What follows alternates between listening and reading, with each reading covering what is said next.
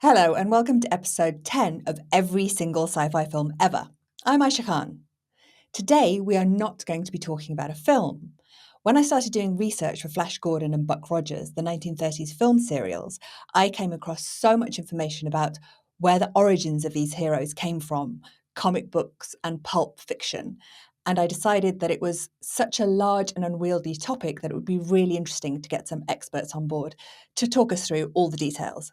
I have always loved comic books. When I was a child in the 1980s, I used to spend 40p of my pocket money, which was a lot back then, on the Superman comic, which I still have somewhere stashed away. I have a shelf in my house, which is full of all kinds of graphic novels. And when I had really small children, Kamala Khan came out into the world. And someone with the same surname, it meant a really big deal to me. It was very exciting. I do not have extensive knowledge of comic books, but I have managed to procure some comic book masters. But before we get to them, usual podcast admin. If you like the show, please leave a rating or a review. If you want the full show notes to any of these episodes, you have to go to the website due to character limits. So head to everyscififilm.com/watch, click on the episode you want, scroll down, and you can get all the extra information there. Now I would like to go on to my wonderful guests. First up, I have Julian Chambliss, who is a scholar and a professor at Michigan State University. He has written numerous books, including Ages of Heroes, Eras of Men, Superheroes, and the American Experience. Welcome to the show, Julian. I'm so happy to have you here. How are you doing?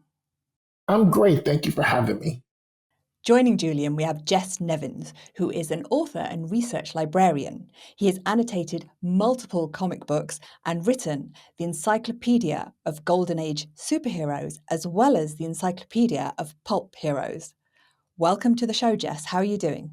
I'm fine. Thank you for having me. Jess, can we start with you? Can you go into a bit about the background and the history of how pulp fiction came about? It actually starts in the 19th century when French and English and American newspapers developed separate fictional sections called the feuilleton, which developed into novels serialized in the feuilleton, which developed into magazines, which in America were the dime novels. And the dime novels provided weekly entertainment in sizable chunks for the reading audience. And, well, in 1896, the owner of Argosy magazine decided that he wasn't selling enough issues of Argosy.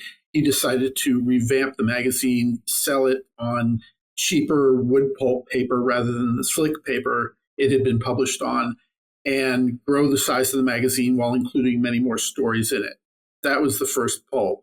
And all the pulps after it were written in imitation. Brilliant. And so in terms of the technology, I mean, the printing press had been around for centuries, and then I believe that it's the steam printing press, but those things had been around for a really long time. Was it just literally a situation of, let's make this cheaper? Let's make it cheaper. And in the 1890s, there are an increasing number of entertainment options for the audience, and the audience is increasingly well educated. So rather than try and compete with the more expensive outlets, the more expensive publishers of magazines, they went the opposite route and published cheap magazines with a lot of entertainment, trying to overwhelm quality with volume, and they succeeded. Brilliant. Thank you for that. Julian, your work is very interesting. Can you talk a bit about the kind of the emergence of a new hero around the time of the pulp magazines and why that came about? Sure. One of the things that these pulp magazines become, because they are marketed to a mass audience, are for a very big urban class often. And these are people who, as Jess alluded to, this is a huge population that is both immigrant and domestic. And one of the things that the producers do is they really romanticize and tell stories that are sort of rooted in the changing dynamic of the American experience. So one of the things that we sort of see as story content in the pulp magazines is the story of the frontier, the cowboy, and the story of Manifest Destiny, sort of reimagined in a period that kind of aligns with America's changing status, United States changing status in the contemporary, the regional stage, but also on the global stage. So they're telling the story of the frontier at a time where the frontier is really kind of going away, and they're romanticizing that story and matching it and paralleling it to the growth of a national economy and the growth of the United States as a sort of regional and international power. And so the metaphor of the frontier and the cowboy, and then later on, heroes sort of associated with the city, really become metaphors for American sense of themselves as a growing, adept, culturally significant power. And so when I read these sort of pulp stories, I sort of read them as telling stories to a mass audience about what it means to be American in a way, because many of these people are immigrants, and they're absorbing these sort of fantastic stories about the frontier, about American heroes, but they're also absorbing sort of fantastic stories. They're also translating that same frontier narrative into space stories or things like that. Okay, Jess, let's head back to you. You mentioned the Argosy. What kind of content was in here? Because although science fiction was around, it was called kind of scientific romance. Sorry. Actually, there were a number of different terms for science fiction being used: scientific fiction, scientific romance, and so on. But the content of Argosy and its competitors was very mixed. There were a number of general interest slicks, which were the professionally produced magazines, and dime novels and broadsheets that would have 8 or 9 stories in a single issue, each covering a different genre. Argosy started publishing more overt science fiction than its competitors, but it remained a general interest pulp throughout its lifespan. What kind of heroes were developing, like late 19th, early 20th century in these pulp fictions? Tarzan as a proto superhero, the Scarlet Pimpernel early on. There are in my book on the development of the superhero, I name a few dozen of the less well-known heroes from the late 19th, early 20th century. It was common currency to have stories in popular media about a character who develops superhuman abilities from either going to Tibet and learning Buddhism or engaging in what was called physical culture and becoming gaining super strength and super senses because you have muscle power, which ties into what Teddy Roosevelt was doing. People discovering magical objects and getting superheroes, people being visited by aliens and being experimented on and getting superpowers. Just about as wide a range as we have today, except they were in these late 19th, early 20th century containers.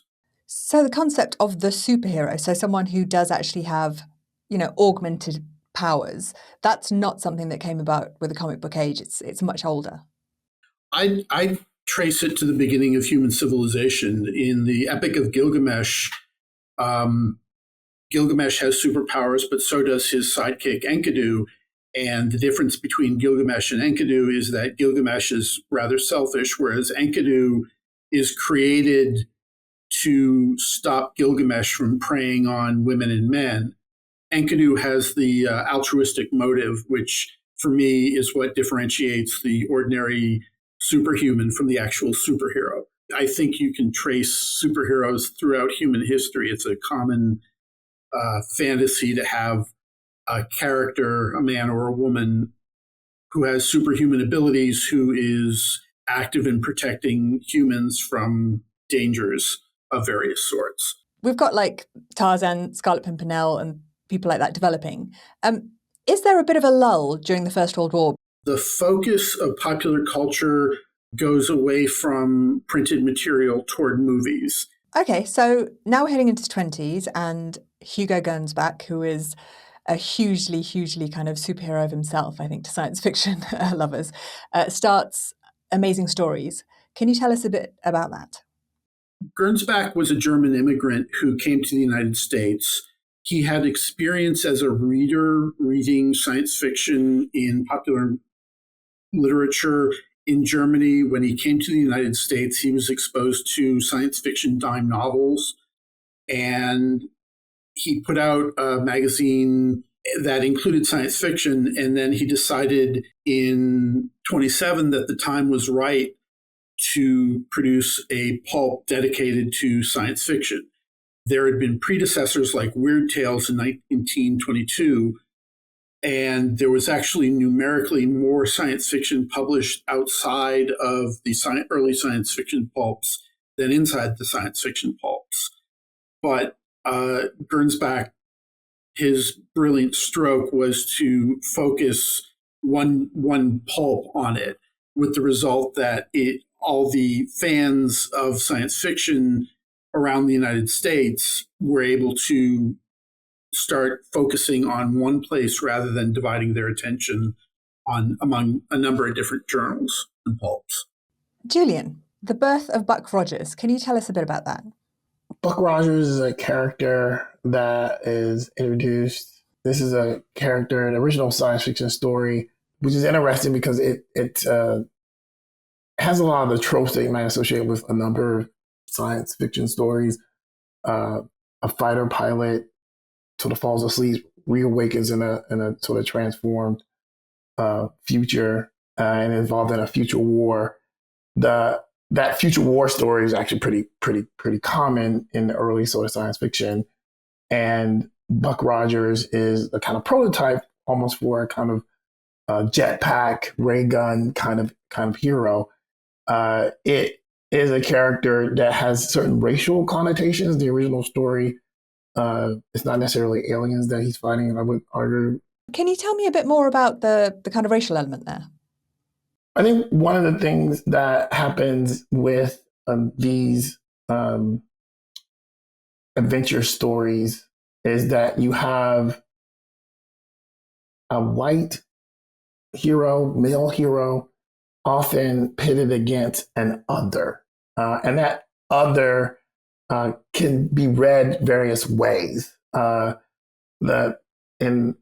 we get sort of further developed in the science fiction story, I would argue the aliens take on whatever kind of negative characteristics you might associate with lots of different racialized others. But in a lot of the early stories, you're othering sort of foreign people like the Asian and so on and so forth. There's a pattern of both, white people sort of mastering the knowledge and practices of quote unquote lesser people or people of color, as Jess alluded to, going to Tibet and learning how to meditate, and that gives you powers, or going to Africa and living in the jungle and matching yourself against nature, and that makes you physically strong and heightens your senses, and that gives you power. And there's a way where the kind of prototype of the kind of white hero who has skills and ability that exceed those of his sort of other opponent really is a kind of recurring theme in the pulps. And with the cowboy, the other is the Native American, and his skills are really the skills associated with conquering and maintaining and creating the frontier.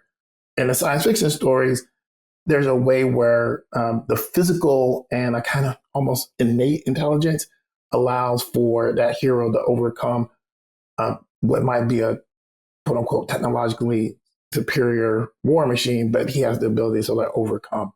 So I always think about this as a way for anxieties associated with this period, which is, we should always, I like to point out, a period of like rapid transformations, not just simply in terms of like the way people live and population, but also in terms of technology, right? If you think about what happens between, say, 1900 and 1930, there's tremendous transformation in terms of the technical landscape that people have to navigate, right? In some ways, you go from things that you can look at and understand how they work to things that are invisible, like X-rays and electronics and all these things. Flight happens, and so a lot of these heroes, they may not be scientists at all, right? But they are physically adept, and they are morally sure, and with that combination, they are able to succeed, right? And that's one of the things that's really reassuring, I would argue, to the reader. Okay. Jess, so Buck Rogers comes out January 7th, 1929, which is the exact same day as Tarzan as comic strip, which is really interesting. And I believe just a coincidence? There was a social theoretician named Charles Fort who talked about how sometimes it's simply steam engine time when the steam engine gets discovered. I'd say it was simply Tarzan Buck Rogers time. So Buck Rogers, is hugely successful. And then there are a whole host of very similar characters coming out, around that time, so early Right. 30s. Why do you think Flash Gordon ends up being successful and kind of has the biggest legacy of those? Not to put it too bluntly, but Flash Gordon was much better done than Buck Rogers. Flash Gordon had the advantage of an artist named Alex Raymond, whose art is as fresh and vigorous and baroque and all around gorgeous today as it was in the 30s. The modern reader can look at a Flash Gordon comic strip and delight in what they see. Whereas Calkins, the artist of Buck Rogers, his style was rather crude. Similarly, the plot lines of Flash Gordon comic strips were romantic and gothic and baroque, whereas Buck Rogers was more or less continually fighting enemies. I'd also argue that the racial politics of Buck Rogers were more subtle, whereas the racial politics of Flash Gordon were fairly obvious. You had Ming the Merciless and his yellow enemies, which were easy stand-in for the Japanese or the Chinese, depending on who the audience wanted to feel superior to. I think the background of the Yellow Peril was a long-standing challenge or fear in the American context. Remember, the history of the United States is one where really one of the first sort of restrictive laws passed in the United States had to do with restricting Chinese immigrants. Like that's like the first sort of restrictive covenant practice in the United States. And then, of course, one of the first efforts to limit immigration had to do with Asian immigrants, right? The Gentleman's Agreement. So in the United States, there was a longstanding sense of hostility towards people of Asian descent. And even though those people have been in the West and been in the United States for decades, that idea had really metastasized. And when you get to the Pulp era, those anxieties and those hostilities really get crystallized into like a recurring pattern of sort of Asian sinister characters. And then probably the most famous of one, of course, is Fu Manchu, right? Like the sort of evil Asian scientist that is, and crime boss that is like deviously trying to undermine the West. Which is a character that just gets repopulated and remixed over and over again. So Ming the Merciless, if you look at like the drawings of Ming, and you look at drawings of Fu Manchu, a lot of similarities, right? And, in comics, I always point out, like, if you put these characters together and you put the Mandarin from Marvel Comics, like, this is basically the same person. This long-standing racial animus towards Asians. Mm. Every time I've tried to look up first superhero, and Jess, I know that you completely disagree with this, but Google will always come up with the Phantom or Superman. Is that just because they were comic strips? If they're comic strips, then why is it not Flash Gordon and Buck Rogers? Like, why is that considered the place where superheroes began, do you think? It depends how you define superhero. Most people automatically associate superhero with comic books, and so they're going to start with either Superman or the Phantom, who was in his own set of comic books. When you start to tease apart the various elements of the superhero, the basic components that, when combined together, make a superhero. That's when it gets complicated, and you can start with Enkidu, as I do, or you can start with the Phantom, or Scarlet Pimpernel, or Zorro, or in England in 1611, Moll Cutpurse being the first urban superhero. That's pretty old. Yes. There were Gothics with superheroes in the early 19th century. I would say most people have heard of Superman and Flash Gordon and the Phantom, and that's why they chose those. It's interesting, the Phantom's international popularity dwarfs that of any American superhero. And so if you were to go to India or any number of African countries, the Phantom would be the choice as the first superhero, because that's the first superhero. Is that also because of its the Phantom's kind of vague South Asian African roots? Were people trying to kind of relate? In the British colonies in Africa and in India, the adventures of the Phantom were read against the grain as anti-colonial stories. Interesting. And the producers of the Phantom leaned into this deliberately as a way to make their comics more popular, but also because there were sympathies by the writers with the anti-colonial message. So very interesting. That's it in a nutshell. Mid to late 30s, we get this huge influx of various superheroes. Now, can we talk a bit about what's happening in America at that time, and why did, the US spawn heroes with superpowers? Obviously, we're going through a Great Depression, and entertainment is actually quite important at that time. The superhero character in particular, and the comic book superhero in particular, really is a culmination of a lot of different trends in terms of character form and function. As it just points out, there are lots of characters with powers.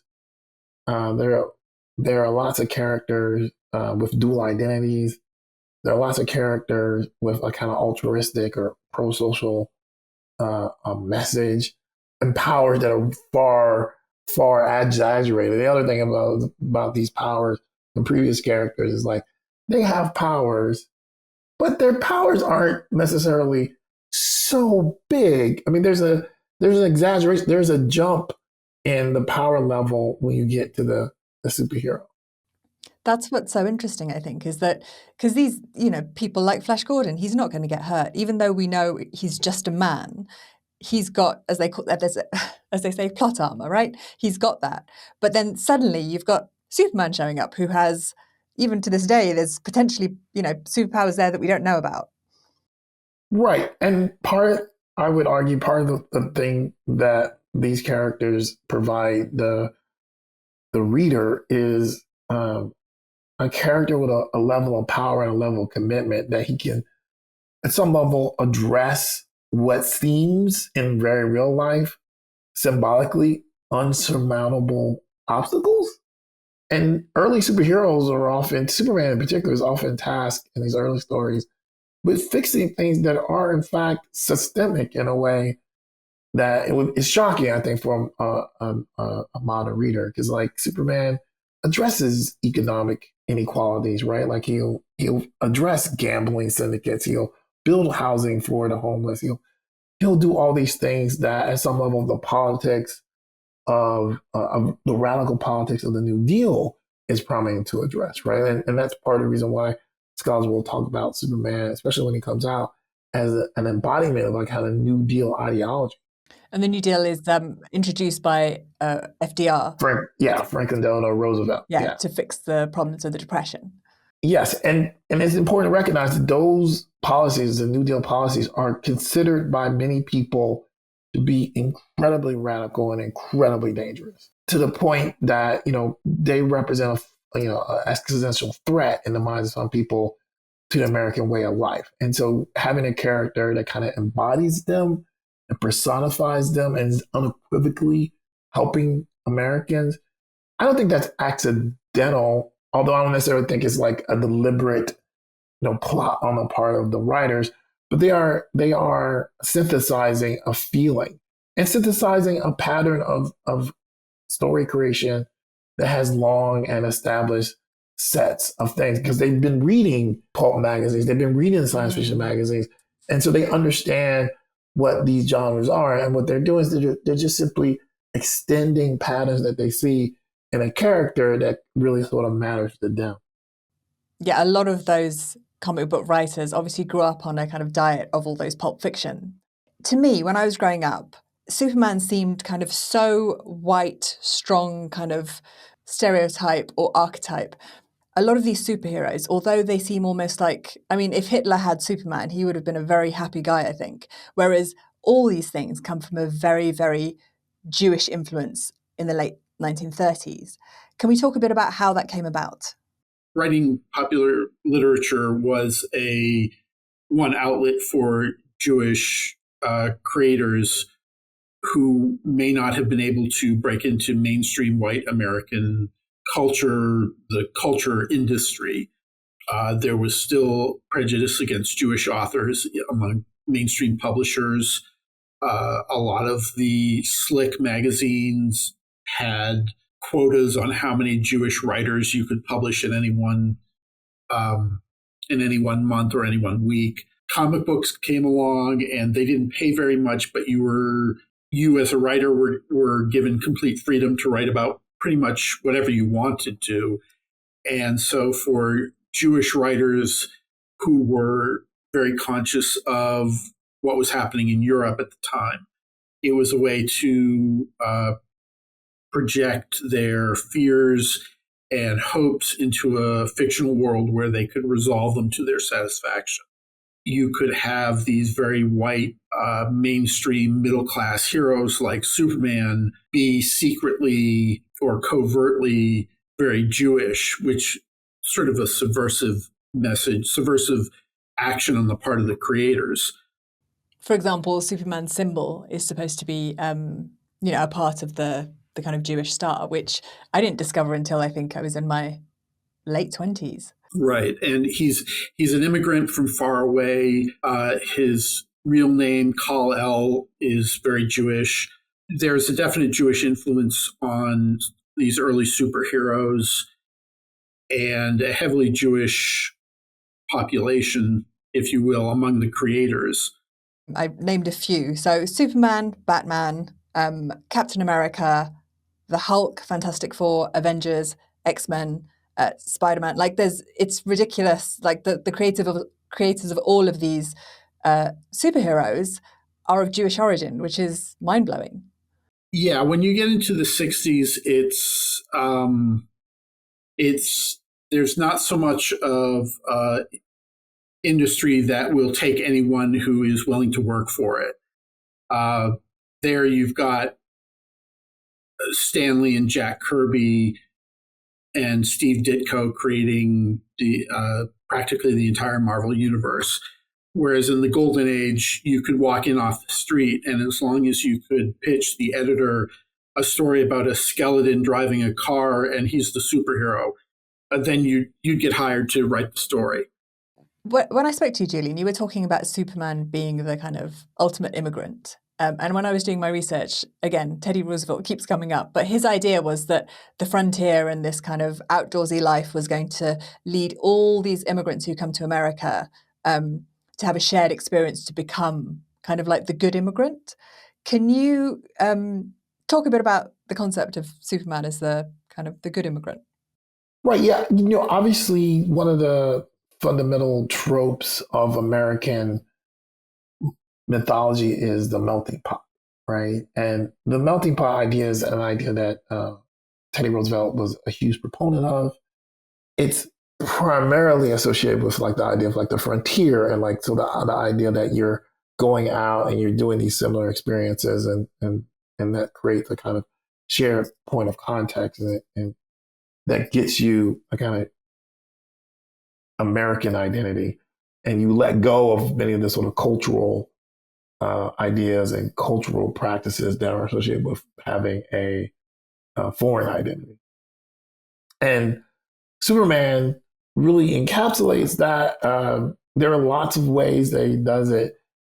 He comes here as a child, and one of the things that's particularly important in the melting pot concept and sort of culturally sort of push is that, by the second generation, you're no longer that thing. Like, one of the things that happens that many of the second generation kids lose language, right? Like the second generation might have language in home, but they speak English. By the third generation, it's kind of gone. Coming as a child to the United States as an immigrant allows you to be immediately immersed in American culture. And you're able to be brought up with the American values that are central to that culture. And with Superman, it's even more heightened because he is an alien, which is what we called immigrants, right? Immigrant alien. Comes to the Midwest, and again, in the sort of mythology of the United States, we have always long emphasized, going back to Jefferson, the importance of the yeoman farmer, right? So the farmer is a sort of cornerstone of American democracy. He's independent. Workers in factories are by definition under the thumb of the factory owner. The yeoman farmer is independent and will always think to the benefits of the nation in this mythology. And so Superman comes, he grows up on a farm. He's embodying all these qualities of what it means to be American. He learns about his heritage, but he in turn uses those inherent immigrant traits to enhance and support the American system, right? Like and in his case, those immigrant traits are incredibly superpowered. But from a metaphorical sense, he's doing exactly what Americans seek to have an immigrant do. They come here, they lose almost all outward appearance of being other, but take on all the shared values and understanding of what it means to be American. And this is something that, of course, white ethnic immigrants are capable of doing, whereas other kinds of immigrants who are not white ethnic immigrants run into the problem of not looking like us. And so therefore they don't have the same access to this mythology as white ethnic immigrants do. Interesting. Thank you for that. Jess, can we talk a little bit about the influence of women in both pulp fiction, which I think, there were quite a lot of women writers writing pulp fiction. Did that kind of translate over to comic books at all? Not really. One of the interesting aspects about the pulp fiction industry is that they would publish stories by anyone. So you could sign yourself as J.J. Nevins and send your story in and get published, whereas in reality, your name was Julia Johnson Nevins. We don't know how many female authors of pulp fiction there were because pseudonyms were so prominent. We don't know how many writers of color there were in the pulps because there were so many pseudonyms used. The comic book companies were often closed shops, so that if you were invited into to work for DC Comics or All American Comics or Timely Comics, which became Marvel later, you would become one of them, but they were not deliberately being welcoming to women, female creators of whatever, either writers or artists or letterers or colors or colorists or whatever. There were some. The comic book companies had to farm out a lot of their work to contractors, and so there were female contractors who did color or letters or inks or whatever, but generally it was very much a white male industry that was not friendly to female workers. Even back then in the pulps, there were stories about women heroes. Did that translate well over to comic books? At about the same rate. Because a lot of the women, I mean, especially if you look at a film, are relatively useless until we get into the later part of the 20th century. There's a streak of female superheroes in the pulps who are comic book superheroes avant la lettre. So there's one superheroine whose name is Pussy Fane, has grown up in a circus and has the stench of the big cats on her. And so she grows up with the strength of 10 men and the agility of the lions. And her stories are about beating up gangsters and saving her true love from crime and all that. She was essentially a comic book superhero who just happened to be appearing a decade early. And sorry, that was in Pulp Fiction rather than that was in books? Pulp Fiction. Underworld Romance was the name of the pulp.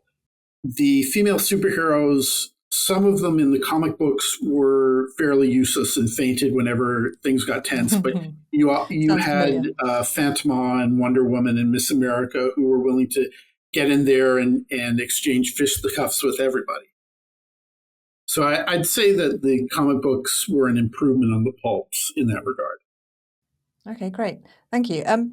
And in regards to, I know there are still many, female writers who are being discovered today, and that's also true about Black writers and artists of comic books. Can you talk a little bit about that, Julian? Yeah, obviously we have really sort of recognized Matt Baker and his work as an artist. So he's probably the most well known, do you think, out of the? Yeah, I think he's probably the best because of his good girl art and drawing characters like Phantom Lady and can we just define good girl art? Because I had not heard of it, and I was thinking something completely different to what it actually is. These girls do not look very good. They look very, very naughty.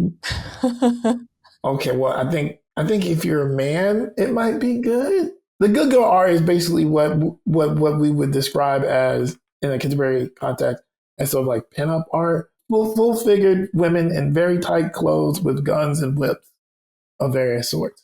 High heels, not very, very efficient crime-fighting wear, but incredibly visually appealing, perhaps to a young man.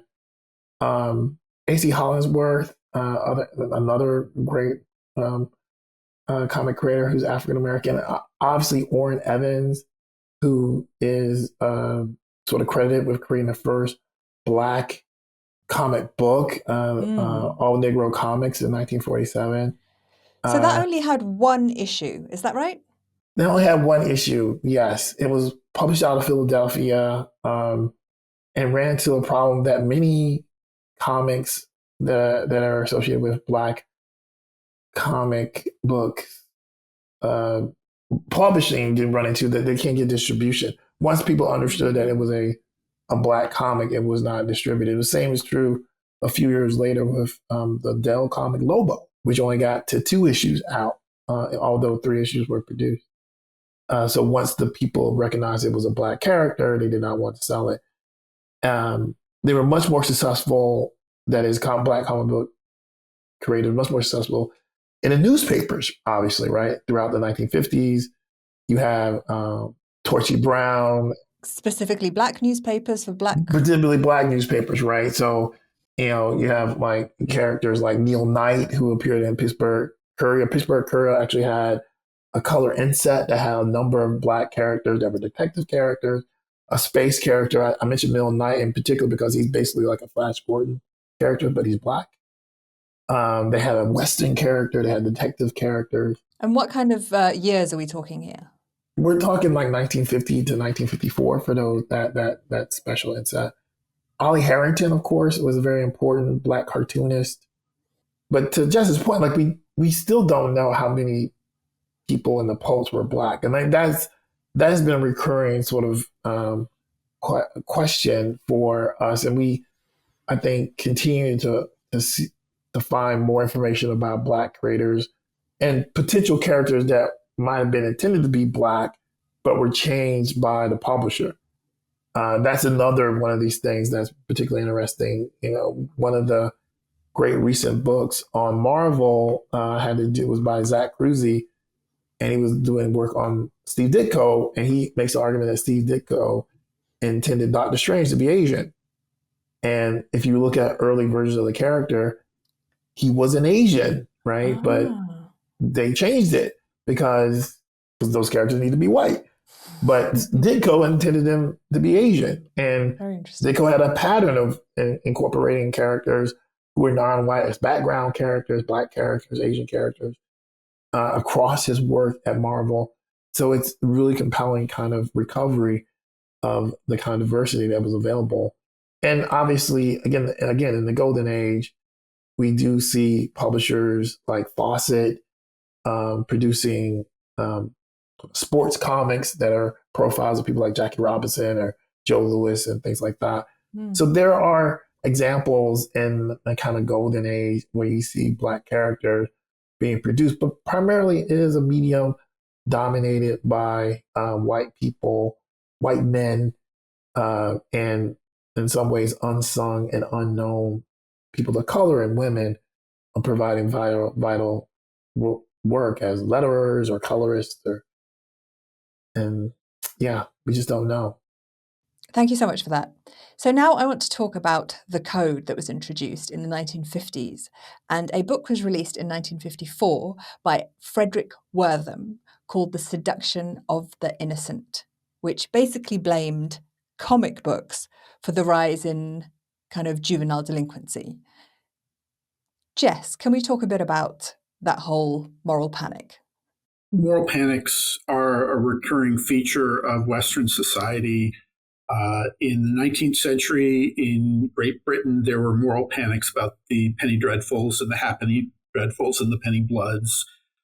In the 19th century in America, there were moral panics about the dime novels in the 1870s, especially the Western dime novels that were developing a proto-socialist, proto-communist point of view. The difference with Wortham and the Comics Code in 1954 were that Wortham, a psychologist, added in the sexual element to things, so that he charged that Batman was grooming Robin as a sex partner, and that Wonder Woman art was projecting a certain message about women and about Wonder Woman. It was humbug, but it was tremendously effective humbug, and it essentially killed the comic book industry from in 1954 and 1955. It was especially deadly to horror comics put out by EC Comics, one of the foremost comics publishers of the 50s. It was not a good time for comics. It was, in some respects, inevitable because as the 40s and early 50s progressed, comics got away from the superhero genre, and got into detective fiction and Western fiction, and became much more interested in pushing boundaries. So backlash of some sort was inevitable. It just so happened that the backlash was embodied by a psychologist who had friends in Congress and who could whip up moral panic effectively. It's very interesting because there were Senate hearings about this, and ultimately I think it came down to kind of the influence it was having on children versus freedom of speech. And the code wasn't compulsory, but as you said, it seemed to just kill off huge parts of the industry, because although you could opt in, was it that newsstands weren't going to stock your comic book if you weren't part of the code? Right. You couldn't get distributed by the largest distributors of comic books. Newsstands wouldn't stock you. There were entire states that would simply not order your comic. So it was voluntary, except it was compulsory. Yeah. I have a brief idea of what the comic book code said, but it was generally everything had to be moral. You couldn't glamorize crime. Was that about right? Right. You couldn't smoke.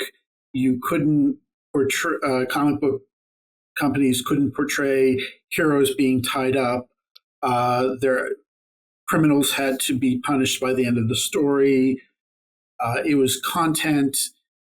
The code was about content. It was also about superficial appearances. Characters couldn't have scars. Characters couldn't be too effeminate. Interesting. There were, as it turned out, there were artists whose very styles were forbidden under the code. In the 80s, an artist named Kevin O'Neill was told that his artistic style was forbidden by the code. So he could draw a flower, but it would be forbidden from appearing in a comic with the code on it, the seal of the code on it. What kind of flower was this, Jess? Tell us. Oh, Kevin O'Neill wrote some very twisted, illustrated rather, a wide variety of comics, but he wrote he illustrated a superhero comic that was rejected by the code because even when he was drawing normal civilians, they still looked too twisted for the censors at the code. Interesting. And I wonder if this is the kind of thing that could have been resolved with just age ratings, because, nowadays I think we accept that there are graphic novels for adults and there are there are comic books for kids. The American public wasn't really open to the idea of age ratings. In the minds of American policymakers, kids were an undifferentiated mass of innocents who had to be protected at all costs. Very interesting. But then, I believe it was Stan Lee who, in the 60s or 70s, released a Spider-Man issue, which dealt with drug use, which didn't have the code stamp on it.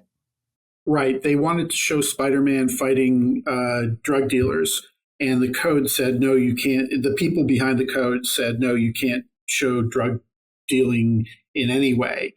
And Stan Lee decided, oh, well, I'll just go ahead and publish it without the code. And the book didn't suffer from bad sales. And that was the moment at which the Comic Code Authority, which had been very powerful and influential for 20 years, began to die. The two reasons for that is that Spider-Man and Stan Lee are hugely popular, but also that it was the government the arm of a government who was trying to do an anti-drugs campaign at this time? Right. The Nixon administration was pushing anti-drug messaging in popular media. And Stan Lee, I don't recall whether he was in touch with the government or decided to do this on his own, but he decided to push an anti-drug message, as he'd done intermittently in earlier issues in the 60s. It was just that the peculiar institution of the Comics Code Authority in the comic book industry decided to be more conservative than the Nixon administration was. Very interesting. I think from there on, the code unravels. Is that accurate? Comic book creators were discovering that a comic book could be used to tell any number of stories. You could tell superhero drug trips. You could tell crime stories where the criminal walked away scot-free at the end. The Comics Code Authority didn't bend and adjust and grow with the times. It remained stuck in this 1950s mindset. And the comics industry and society had moved on, I guess. They grew and adjusted, and eventually the code became an obvious dinosaur that had to be left behind. Brilliant. Thank you so much for that. Okay, so I want to ask both of you, we had a few superheroes in the 80s, bit of Batman, then, there are a few other superheroes coming. Then we get to 2009 and the Marvel Cinematic Universe explodes. Now we're getting to a point where you hear the term superhero fatigue all the time. In your opinions, guys, what is the next hero, or which direction do you think our heroes will go to? Are we going to drop the super again? Are there heroes that, are really prolific right now which don't fall under that category? The superhero genre is probably very closely analogous to the Western genre. How long did the Western last as a movie genre? Well, it lasted a pretty good period of time, and they still make them, right? So if you think about the number of Westerns that were produced in the 1940s, 50s, and 60s, really the last probably big budget Western was produced in the 70s, the mid 70s. And then periodically people produce Westerns whenever they want to return to the genre and have a good story to tell. So I would argue that the superhero one is in the middle of that, right? Like it hasn't been going for 35 years. It's only been going since 2008. So it's like in the middle of that cycle. So it's matured from the viewer's perspective. And so what I suspect you will see is more individualistic one-off movies like The Batman that are not necessarily tied into a particular meta story that's multi-stage, but are their own set of stories, which is similar to what it was before Iron Man. Mm. And so therefore, there are a lot of graphic novels that might be adapted and not necessarily be in that formula of what the cinematic superhero is. So I would say that. So I would look towards characters who are not Marvel or DC characters, but are really strong concepts that might be really great films, right? Thank you so much for that. Jess, where do you think the hero is going? As long as there's money to be made by doing superhero comic films the way they've been doing them, they'll keep doing them that way. But I think one lesson that Marvel has learned is that varying the types of superhero films can lead to great success. So Avengers was not really like Black Panther, but both were immensely successful. Guardians of the Galaxy was not like Black Panther, but both were very successful. So Marvel is going to, I think, Marvel is going to begin anticipating with the format of the comic book, of the superhero film. I'm less confident that DC will do that. I think DC is trying to follow in Marvel's footsteps. But there are a lot of independent publishers, independent non-Marvel superhero films that could be made that aren't like what's come before and can be made to be attractive to the superhero consuming audience. I think there's going to be a lot of variety over the next 10, 20 years in the types of superhero films that are made. I think there's superhero fatigue to what's come before, but as soon as the audience gets shown something different, they will flock to that. Great. Thank you so much, guys, for your input today. Thanks for having us. Thank you. Thank you so much. That's it for this episode. Next episode, I'll be looking at the 1930s film serials of Flash Gordon and Buck Rogers. If you want to know where you can watch those, there'll be a link in the show notes. If you want to know what I'm working on next or what I'm researching, you can head over to Instagram @EverySciFiFilm, and maybe I'll see you there. Thank you so much for your time. Bye-bye.